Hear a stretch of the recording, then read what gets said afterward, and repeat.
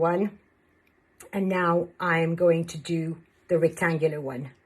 So obviously you don't work within the frame, you take the mold out of the frame. So I want to do a really simple design with jet black and the penny copper, a type of marble effect. I no longer say it's marble, because once I had a couple of comments saying that it didn't resemble marble at all. So let it be said, I will not be using the word marbling again. It is an effect. So I just want a tiny little bit of resin for the penny copper, and the rest will be black.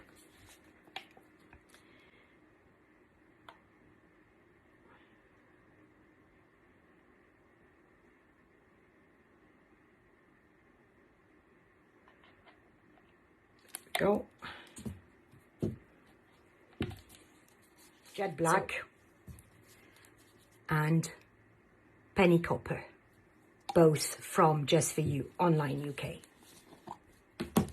The resin I am using is the premium epoxy resin from Just For You Online UK.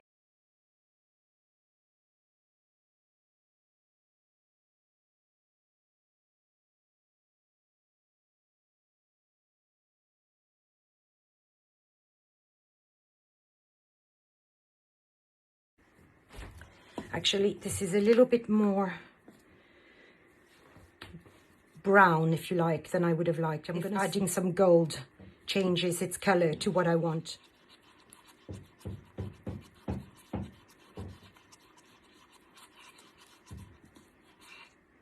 Yeah, perfect. Okay. So you can use the isopropanol alcohol for two reasons. One, directly on the mold to avoid the creations of bubbles along the edges of the molds when you pour your resin.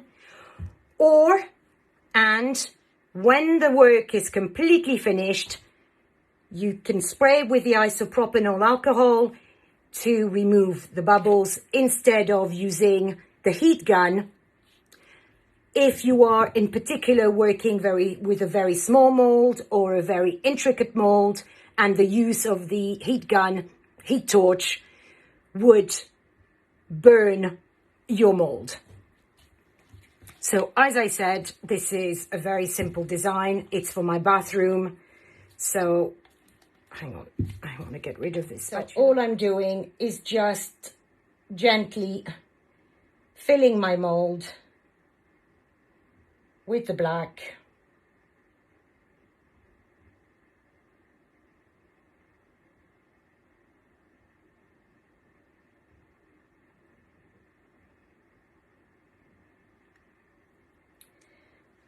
And for this mold, I have mixed 300 grams, not mils, in total, which was 200 grams of resin and 180 grams of hardener. Now, heat gun to pop these bubbles. Not too high, otherwise your resin will go everywhere.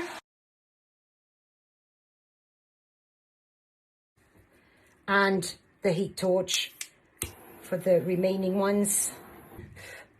And what I want to do now is let it do its thing. The resin was poured, but it moved from the center to the edges. And now the mold edges are going to push the resin back to the center. If I want to have lines everywhere on the tray, I need to wait for the resin to settle down. If I were to put my lines in now, eventually all of my lines would end up in the center. And that is not the look I'm looking for this time. So I'm going to give it 5 to 8 minutes to really settle down. Okay, I've given it about 5 minutes. I think it's settled enough for me to create my lines. I've got my mixture, as you can see. And so there's no right and wrong with this. Fun. It doesn't matter if it doesn't look like real marble. I'm not pretending that I'm going to make marble. I'm just creating a design and having some fun. So there is no right and wrong, just have fun. Now, I like my resin to go over the edge because I don't want my line to start in the middle, but that's me.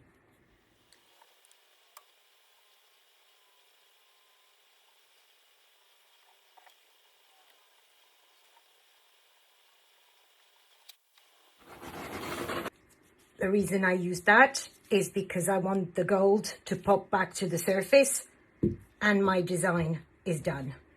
I kind of wanted a tray to go with these. So I kind of wanted this design more or less on the top of this tray. Good morning, bonjour. So this tray has cured for 24 hours and now I'm going to do a transparent coat. And the reason why we do flood coats are multiple. The first one is to give that brilliant shine and finish to the piece. The second, if you've used texture, such as stones, glitter, any type of texture, it makes it nice and smooth to the touch because texture is always very, I don't know the word, it sticks out. So it can be unpleasant and cutting to the fingers. So it just gives a nice finish to your piece. And the third is if you've had a problem with your creation, whether it is a bubble that came later, hair, dust, then the flood coat, once you've dealt with that problem, will cover that up and make it look like new. There are no issues with this tray. The only thing that I've got here is the gold pigment that came to the surface. And I've noticed if I don't flood coat it, the gold can sometimes come off. So I prefer now to flood coat.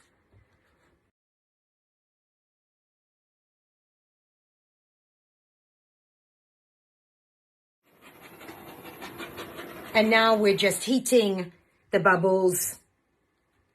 Sorry, we're just heating the resin to remove and pop these bubbles, being careful of the edges of our mold. So that's it. This will cure for another 24 hours covered and it'll get demolded. Time to take this baby out. Sadly, I can see it overflowed on this edge here. So it will need a cleanup, but that's no big deal.